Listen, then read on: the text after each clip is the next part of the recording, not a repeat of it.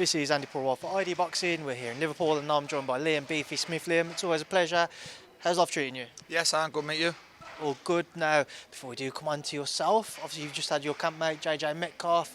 You've come out with a victory this past weekend. What did you make of his win against Courtney Pennington? Yeah, good win. Just a good, solid win. Dominance from the off, really.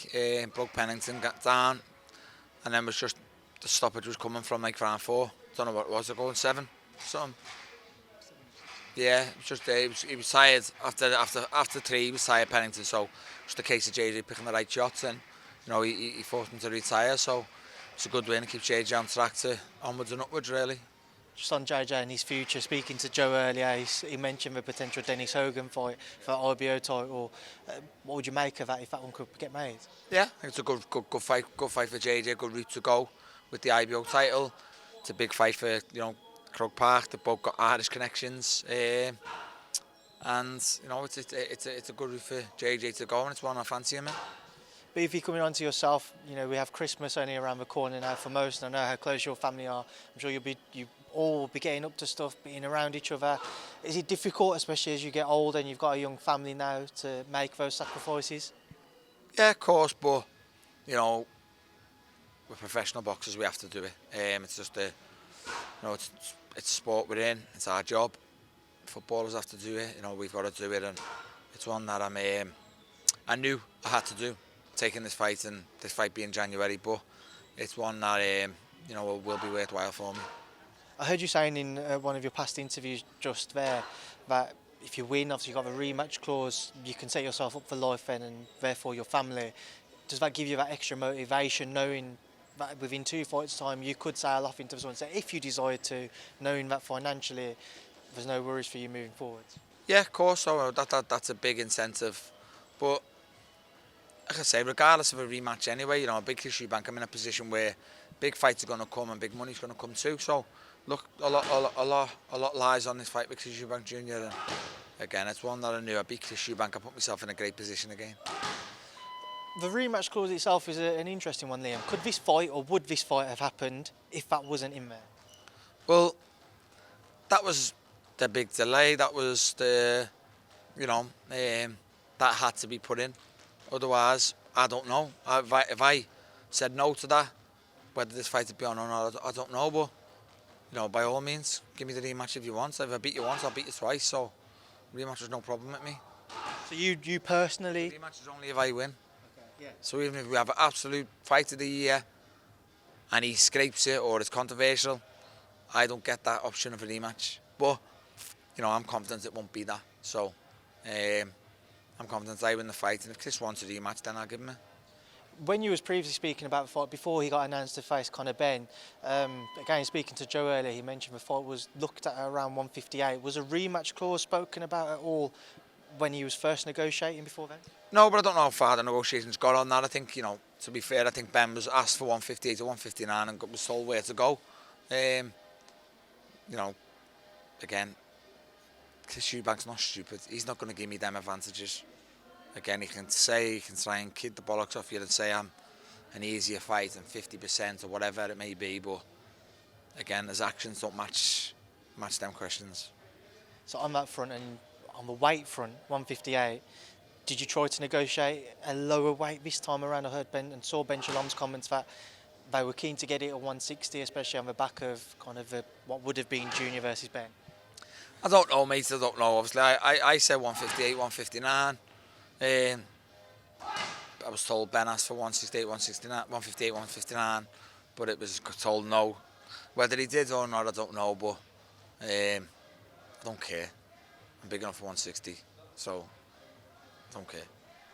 Before we come on to the advantages you yourself will have moving up as a career 154, I'm sure you're looking forward to not needing to burn as much, but looking at Junior, obviously, when he was weighing in, or would have weighed in rather, for the Ben fight and the day after, we saw him post a photo, and a lot of people spoke about how drained he looked. And looking at him now, granted he's only got to make 160, I say only, but he needs to get down to 160. Do you feel like it'll still be difficult for him? Do you know the picture you're seeing? He was 159.3. So he's got to basically hit there or thereabouts again. Look, I said think 160 is hard for Chris. I don't think it's as easy as he makes out. But I do think he's professional enough. He doesn't balloon up in weight, and he doesn't. I think he finds it hard to lose, and he doesn't put much on. You know what I mean? So that's where I said I'd be heavier. The trying to justify it, I'll be bigger. I don't mean I'll be bigger. He's in that to 160. I'm not. So like, but what I mean is I'll be heavier, and that was what I meant by it. Because I put weight on, he doesn't put weight on. On that note, though, as a career 154, Liam, you must feel a lot more comfortable and confident moving up, and we've seen your style and how powerful you can be. You can carry that up to 160 and it will play into your hands. Yeah, definitely. That's why I chose. You know, you go and ask, like I said, you go and ask every person in Joe Gallagher's gym. You know, as I said, I've asked me to go to 160 for a while since I was in that gym. Feel I spar better. You know, middleweights who have sparred. Chris Eubank in that gym also. You know, Jose Baton's begged me to go to 160. Like, I feel I'm a better fighter at 160. So I've always been maybe scared to because of my rankings and my positions at 154. It's like starting all over again, moving up in weight. But you know, I've got a perfect opportunity now because I'm fighting someone who's got good rankings himself at 160. Can we talk about that sparring, Liam? Can you reflect on it for me? Yeah, obviously. We sparred. We had good spars. Stylistically wise, they gelled well. And I'm confident what Chris Eubank I got. I can beat Chris Eubank, and that's why I took the fight, obviously. And again, it got put out about the body shot thing. He tried to make out, yeah, I'm vulnerable the body, I'm weak the body. It's like, no, you're not weak the body, but I know I can hurt you the body. There's a difference. Like, I'm not saying you're weak the body, but I know I can hurt you the body. And you know, say what we want about his chin. He's got a great chin, but everyone can be hurt the body, and I think Chris can. Was that something which was key for you, taking away the body shot, as it were? No, not just the body shot. I'm not just banking on Chris Eubank with a body shot. No, but from the sparring. Yeah, no. What I'm saying is, okay, Chris Eubank's got a very good chin. I can name you 50 boxers in Britain who've got good chins. Do you know what I mean? He can kick the bollocks off you all he wants. I've got a good chin. So, but what I'm saying is, they make out like he's granted and can't be stopped. He's being hurt the body. Don't ever say Chris Eubank Jr can't be stopped. How much confidence do you take from that sparring when you whatever you can remember from it going into this fight, or was it one of those where because it happened a few years ago, there's not so much you can do? No, the confidence was sort of just stylistically wise. I know I can beat Chris Eubank, and like he can improve. He can obviously he's improved since then. He's tried different stuff under Roy Jones, and that's where I said, you know, I hope I do get the Chris Eubank Jr under Roy Jones, who tries to box like that. That was going to be my next question. Speaking to Joe earlier about that move, he's gone back to Roy Jones for this camp. Is it a surprise to you he's reverted back to Roy Jones Jr. Guidance? No, it's a surprise to you and all the other people who, because you probably, well, I don't mean you and yourself, fans. I just mean the media are all the ones who like, Chris Eubank's going to be 50% to beat Liam Smith. It's usually get thrown into that. That's a media game. But you're going to be 50%. But I'm paying a coach to come over from Florida to coach you for me. Why? You know, we know Chris. No, he's not stupid. He knows he's in a fight, which is why he's paying Roy Jones to come over and coach him. So he's Chris being Chris.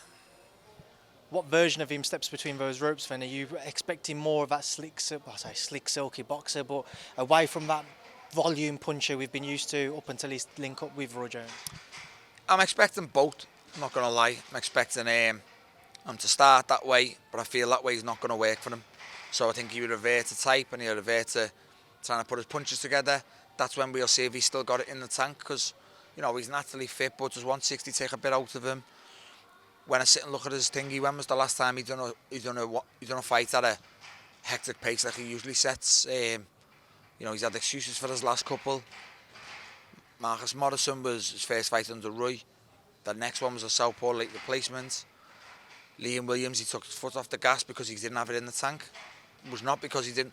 You're telling me he wouldn't have want to stop Liam Williams. He dropped him 4 times and couldn't finish him basically because he didn't have it in the tank, and that's what I solely believe. So questions are asked whether Chris can fight at the pace he used to fight at.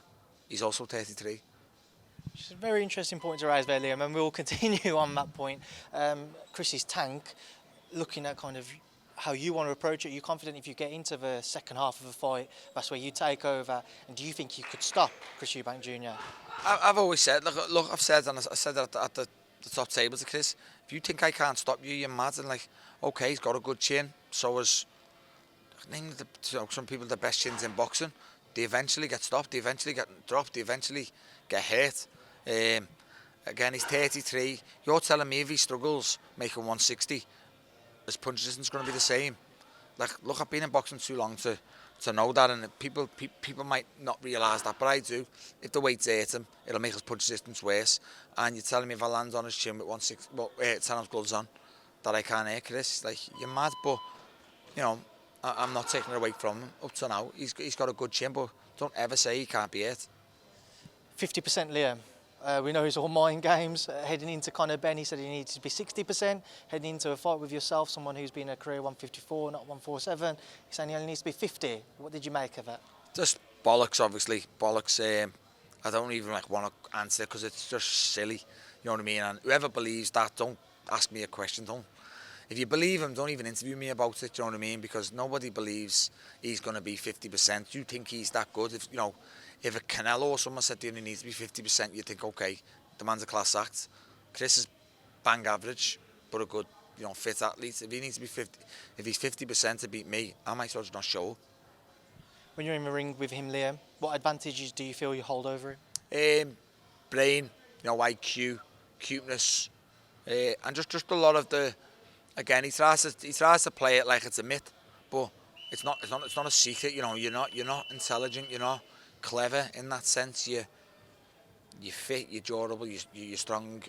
You probably are getting better, to a sense. To a sense that you're trying to learn now. That's where. Even now, I still give him his plaudits. I do feel under Rui, about time you're starting to listen. Whereas your arrogance and that has been.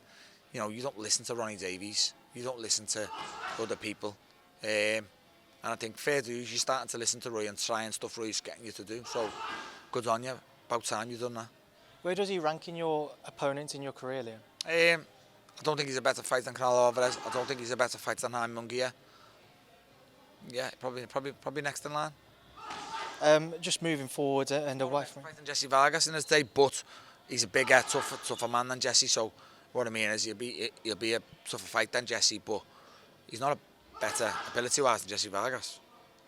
Moving on from that one, Liam, just looking towards the future, if a rematch, away from a potential rematch, if you're successful and then you had your pick of what's next, you obviously got Charlo-Tszyu the week after you fight for Undisputed.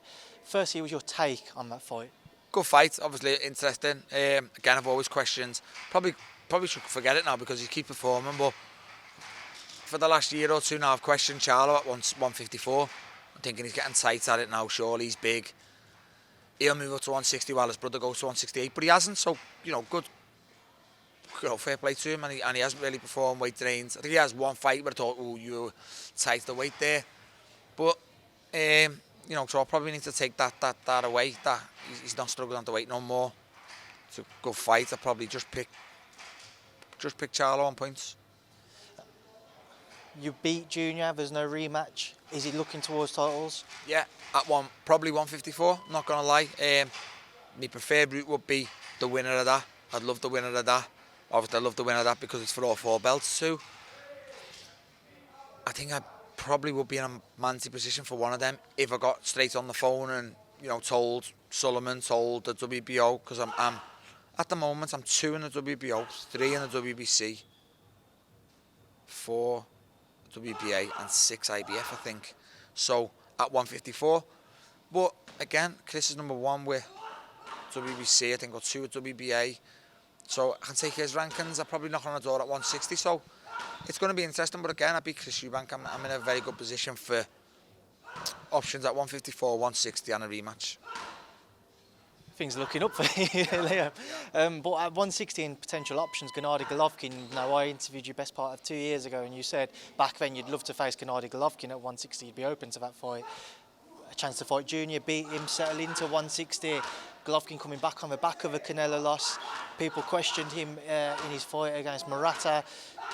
Do you feel like he's potentially there to be beaten as well? I do, yeah. You know, I want to, you know, big fan, Adler man, you know, unbelievable career, but proper aging now.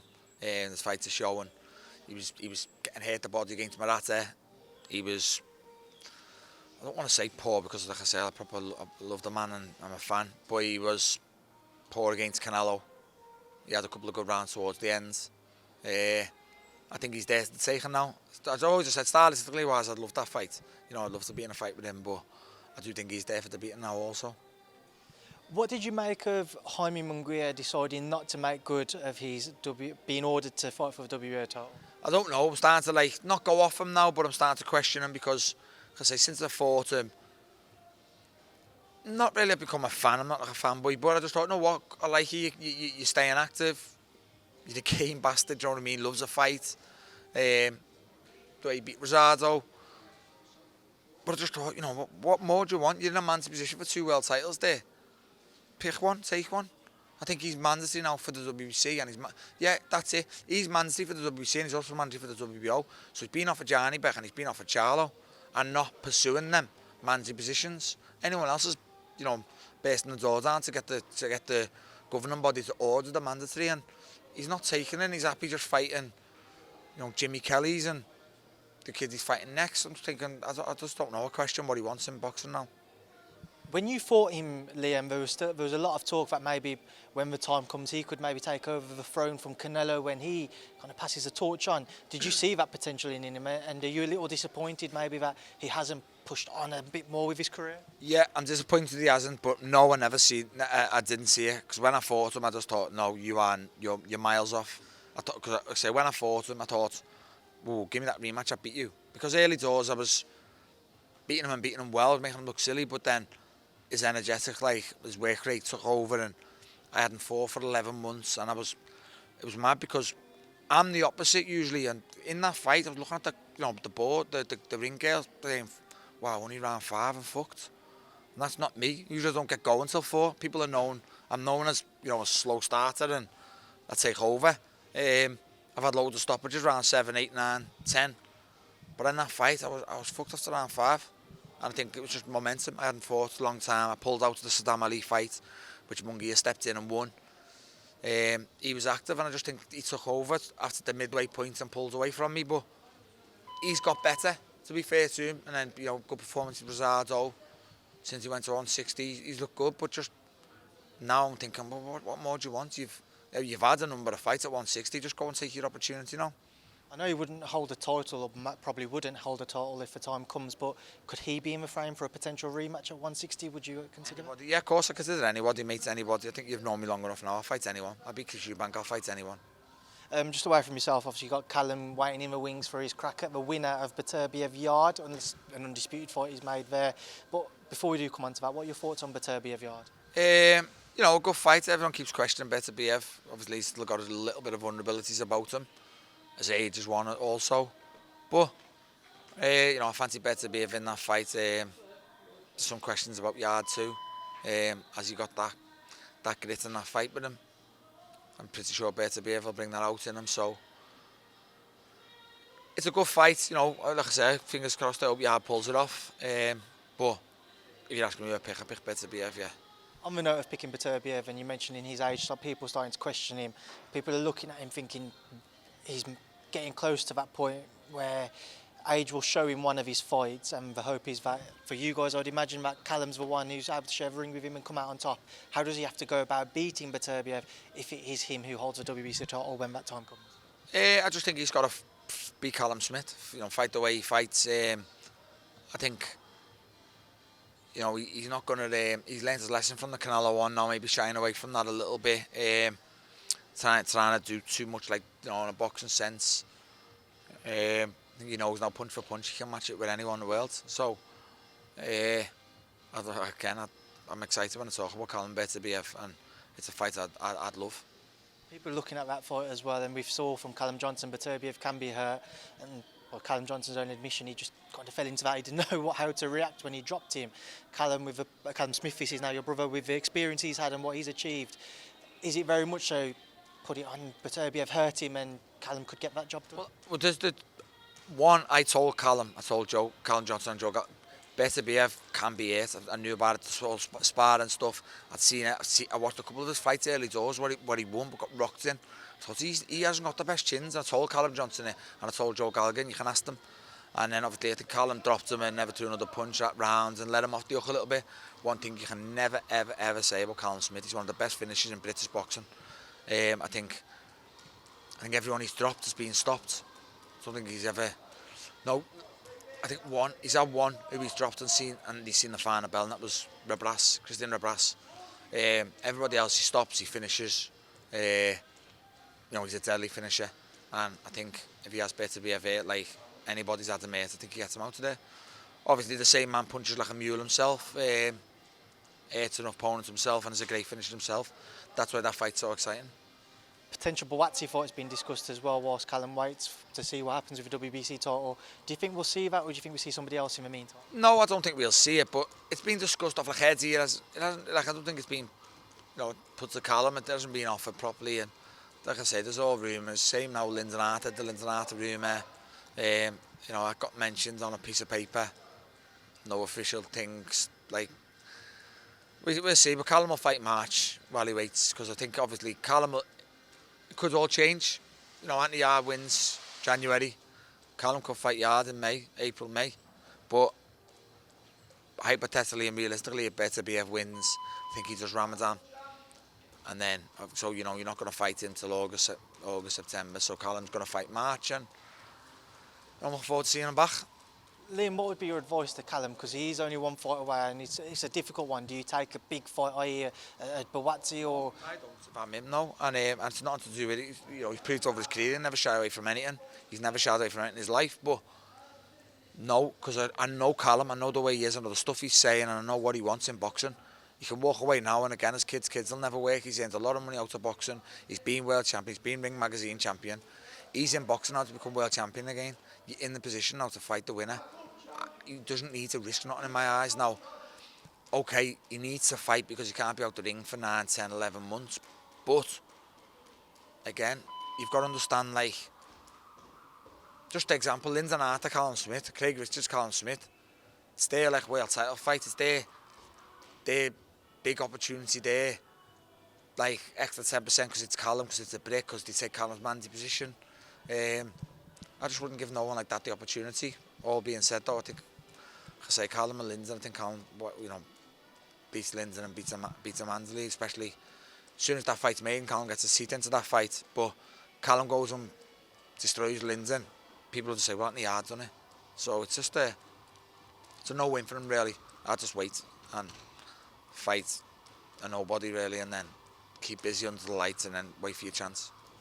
Liam, I'm sure tomorrow you'll be tuning into your former campmate Paul Butler attempt to become undisputed champion against Inoue. A very, very difficult ask. You've known Paul for so many years now. Can he pull it off? Yeah, of course. Look, boxing's boxing. Again, I'm not going to sit here where I'm going to get slaughtered, but of course he can. It's boxing. Worse things have happened. Be a big upset, obviously, but never say never. Inoue's looking at bigger names than Paul Butler. He's also getting tight to the weight, which I believe it's shown today. I think he took two attempts at the scales.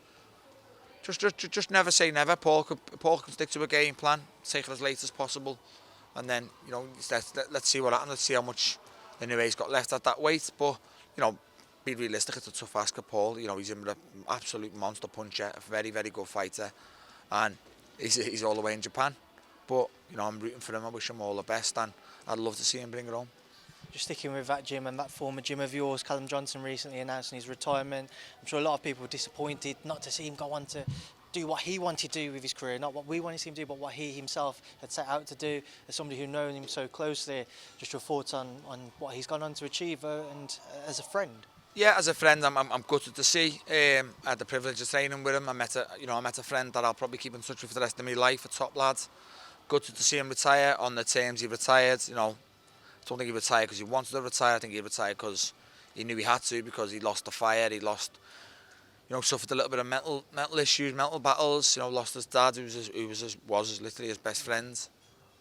So sad to see his career end that way, but as long as he's okay in life, and you know, he's met some good people over the years through that gym, and the same with me. I'm happy that I stepped foot in that gym, because you know, I got to train alongside him for years, and I wish him nothing but, you know, the best in his future. And I'm here if he ever needs any advice, any help, and someone to talk to. But you know, he's someone that I class as a friend now, and I'll keep in touch with him for the rest of my life.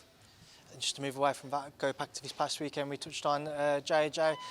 Main event, Josh Warrington losing to Lopez in what was seen as a close fight. What did you make of it? I haven't watched the full fight. I was in the car, I was on the phone. I had to shoot home, obviously. I want to sit and watch it again because I've seen mixed opinions. Like I said, I've seen Carl Froch say it was he had it 116, 112 Warrington. Look, I understood as meta what he said, why. He said there was 4 close rounds. Now, that's why he had it. If you give them to Warrington, sometimes scorecards don't tell the full story. So I was glad he justified the way he did. A few people saying Lopez won it. I think I seen Eddie saying maybe Lopez just nicked it because the start he had. So I'm going to watch it properly. I knew he was in with a good fighter, though. I knew he was in with an awful good customer. So I knew it was a tough fight for Josh.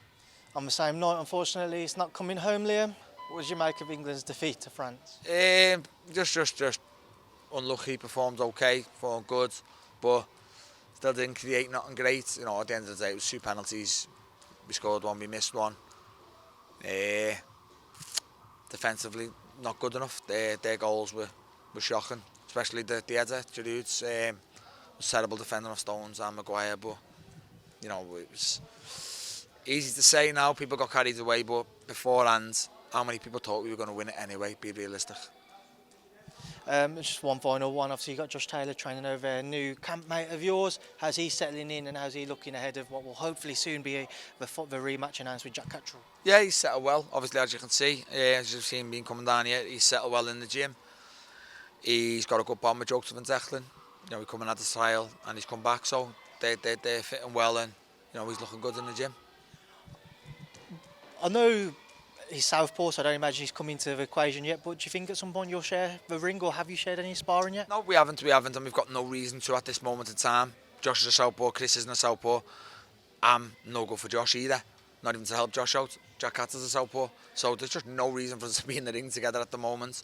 We both win our fights, never say never what comes next, but I'm pretty sure we'll probably spar, tech or some sort after these fights. Does it intrigue you just to kind of share the ring with Josh first? Yeah, obviously he's an undisputed champion. I know he's not now, but he was. And obviously to see how good he is. People, you know, you realise how good people are when you're in the ring with them. So, you know, I'd love to see some of the stuff he does. Right then, well, Liam, we will leave that there now. I'll leave you to do the rest of your media rounds. I appreciate you doing this interview. Good to see you as always, and thank you. Sammy, nice one, thank you.